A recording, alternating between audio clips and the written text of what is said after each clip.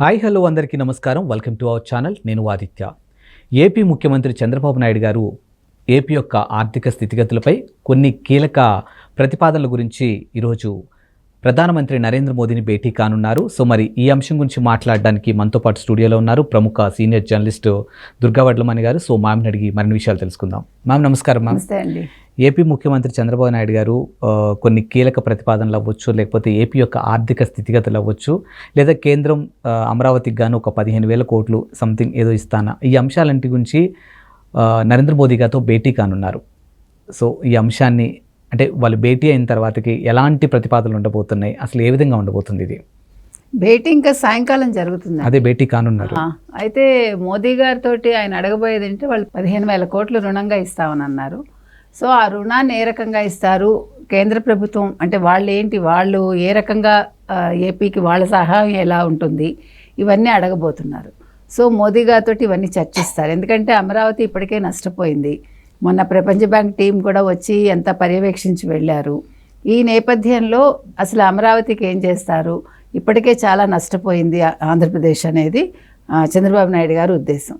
So ఈ విషయాలు చర్చించడమే కాకుండా మనకి నిర్మలా సీతారామన్ గారు హామీ ఇచ్చారు, పోలవరానికి కూడా వాళ్ళు నిధులు కేటాయిస్తామని.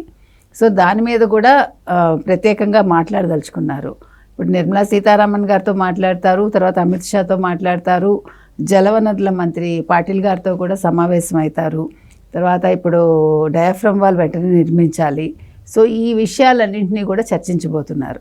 అయితే ఈ చర్చల్లో భాగంగా ఇప్పుడు మనకి ఈ అంశాలు ఉన్నాయి కదండి, ఇప్పుడు ఈ నామినేటెడ్ పోస్టులు, మరి వీటి గురించి కూడా చర్చ వస్తుందా ఏంటి మనకు తెలియదు.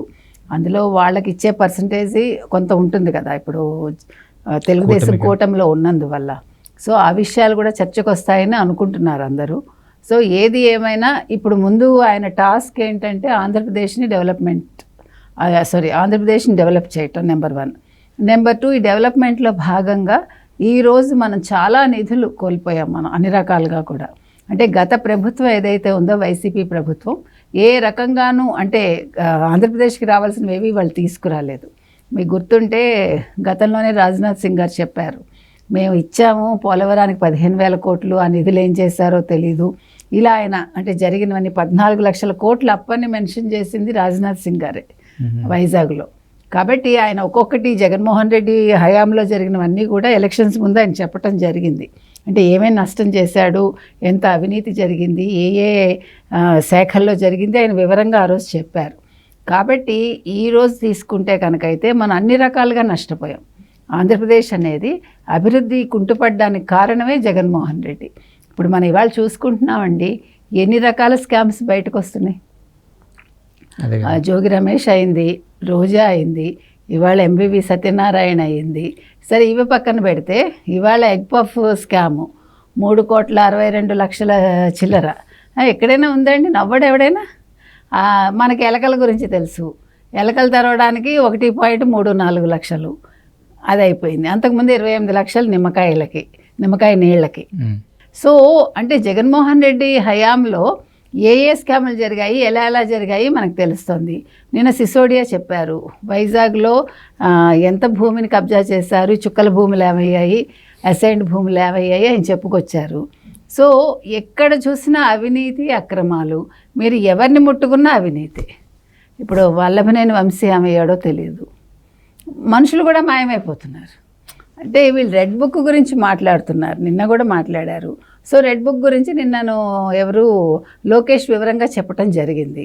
అందులో ఏం చెప్పారని, ఎవరైతే అవినీతి అక్రమాలు అన్యాయాలు దౌర్జన్యాలు చేశారో వాళ్ళ మీద చర్యలు ఉంటాయి అన్నారు. సో అంటే ఇవన్నీ కూడా ఈరోజు కేంద్రంతో మాట్లాడాలి. అసలు రాష్ట్రంలో గత 5 ఏళ్లలో ఎంత విధ్వంసం జరిగింది, ఏ అంశాల్లో రాష్ట్రం నష్టపోయింది, ఎక్కడెక్కడ అవినీతి జరిగింది, ఇవన్నీ కూడా ప్రైమ్ మినిస్టర్ దృష్టికి తీసుకురావాలి కదండి. ఇప్పుడు రాష్ట్రం అభివృద్ధి చెందాలంటే మనకి నిధులు కావాలంటే మనకి జరిగిన నష్టం ఏంటో మనం చెప్పగలగాలి కదా.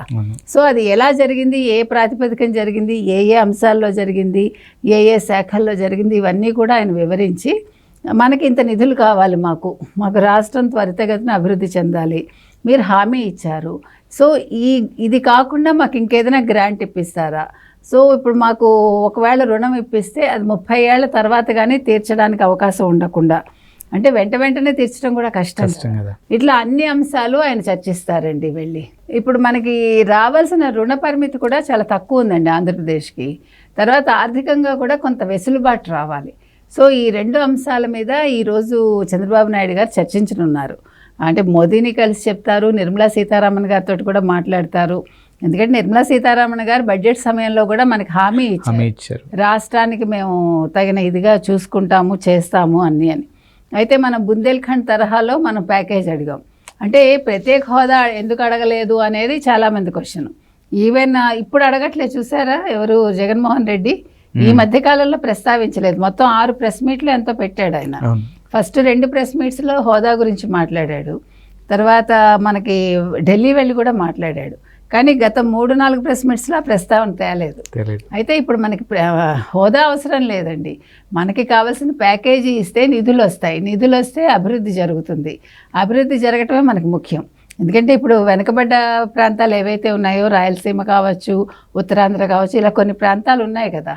సో ఆ వెనుకబడిన ప్రాంతాలకు కావాల్సిన నిధులు కనుక ఇచ్చారంటే మనకి రాష్ట్రం అభివృద్ధి చెందుతుంది. అలాగే కొన్ని వెనుకబడ్డ గ్రామాలు కూడా ఉన్నాయి, సో వాటికి కూడా నిధులు కావాలి. ఇలాగ ప్రతి అంశాన్ని ఆయన చర్చించి, ఎందుకంటే ఇప్పుడు చంద్రబాబు నాయుడు గారికి ఇప్పుడు ఒకటే కోరిక, అమరావతి పూర్తి చేయాలి, పోలవరం పూర్తి చేయాలి, 2 కదా. ఇప్పుడు ఈ 2 కళ్ళు, ఇవి 2 అయిపోయాయి అనుకోండి, డెఫినెట్గా రాష్ట్రం అంటే మన అన్నపూర్ణ సస్యశ్యామలం ఆంధ్రప్రదేశ్ అని అంటారు కాబట్టి ఖచ్చితంగా ఇంకా పంటలు బాగా పండుతాయి, రాయలసీమ కూడా పచ్చదనంతో పరిఢవిల్లుతుంది. తర్వాత పోలవరం పూర్తయితే ఇది జరుగుతుంది. అలాగే అమరావతి అనేది పూర్తయితే మనకి ఒక రాజధాని ఉంటుంది. తర్వాత మన ప్రపంచ దృష్టిలో కూడా మనం నెంబర్ 1లో ఉంటాం. అంతేకాకుండా మనకి పరిశ్రమలు వస్తాయి, పారిశ్రామికంగా అభివృద్ధి చెందుతాము. తర్వాత ఐటీ కంపెనీలు కూడా వస్తాయి మనకి. అంటే యువతకి ఏం కావాలో అవన్నీ కూడా, ఆ కళలన్నీ కూడా సాకారం చేయడానికి వీలవుతుంది. చంద్రబాబు నాయుడు గారి కళ అదే కాబట్టి, సో ఇలా ఏ రకంగా చూసుకున్నా కూడా ప్రతి ఒక్కటి ముడిపడి ఉన్నది అమరావతి అండ్ పోలవరంతో. సో ఈ 2 పూర్తి చేయగలిగితే ఈ 5 ఏళ్లలో చంద్రబాబు నాయుడు గారు తిరిగి చూసుకోక్కర్లేదు, రాష్ట్రం తిరిగి చూసుకోక్కర్లేదు. ఇంకొక టర్మ్ ఖచ్చితంగా మళ్ళీ చంద్రబాబు నాయుడు గారే ముఖ్యమంత్రి అయ్యే అవకాశం అయితే ఉంది. మ్యామ్, ఇప్పుడు ఏదైతే చంద్రబాబు నాయుడు గారు అధికారంలోకి రాకముందు సూపర్ 6 అనే ఒక సంక్షేమ పథకాలు తీసుకొచ్చారు కాబట్టి ఆ పథకాలను ప్రజల్లోకి తీసుకెళ్ళాలి అంటే కూడా చాలా ఎక్కువ ఖర్చుతో కూడుకున్న పని.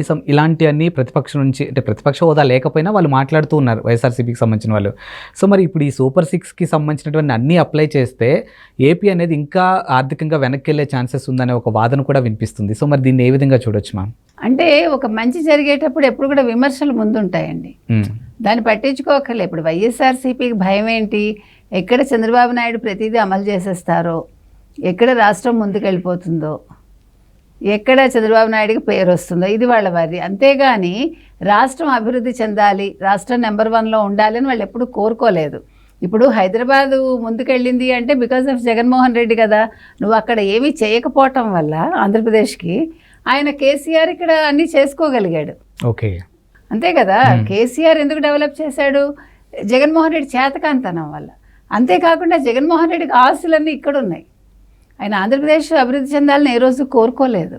ఆయన ముఖ్యమంత్రి కావాలని కోరుకున్నాడు తప్ప ఆంధ్రప్రదేశ్ని అభివృద్ధి చేస్తానని ఎప్పుడు చెప్పలేదు. మీరు కావాలంటే చూసుకోండి, మీకు పథకాలు ఇస్తానన్నాడు తప్ప మీకు పరిశ్రమలు ఇస్తాను, లేకపోతే మీకు ఉద్యోగాలు ఇస్తాను, మీరు సంపాదిస్తాను ఎప్పుడైనా చెప్పాడు ఆయన? కుదరదని చెప్తాడు ఆయన. ఎలక్షన్ ముందు కూడా ఇవన్నీ కుదరదు, పరిశ్రమలు వస్తే మీకు ఉద్యోగాలు రావు, పరిశ్రమలు వస్తే మీకు అభివృద్ధి జరగదు, ఖచ్చితంగా చెప్పాడు ఆయన. కాబట్టి జగన్మోహన్ రెడ్డి లాంటి వాళ్ళు 2 బట్టలు నొక్కుతారు, పథకాలు ఇస్తారు, ఆ పథకాల ద్వారా వచ్చే డబ్బుని మళ్ళిస్తాడు ఆయన, అంతే. కాబట్టి ఆయనకి బాధ ఏంటంటే చంద్రబాబు నాయుడు ఎక్కడ అన్నీ అమలు చేసేస్తాడో అదొక భయం ఉంది. కాబట్టి ఆయన అలాగే మాట్లాడతాడు. వైసీపీ వాళ్ళ మాటలు పట్టించుకోక్కర్లేదు. చంద్రబాబు నాయుడు గారు అసలు కేర్ చేయరు. ఆయన ఎలా చేయాలి, ఏం చేయాలి, ఇదే ఆయన తపన. కాబట్టి ఖచ్చితంగా ఆయన అనుకున్నవన్నీ చేస్తారండి. ఇప్పుడు కేంద్రంతో సత్సంబంధాలు ఉన్నాయి కాబట్టి ఆయన ఖచ్చితంగా రావాల్సినవన్నీ కూడా తీసుకుని వస్తారు.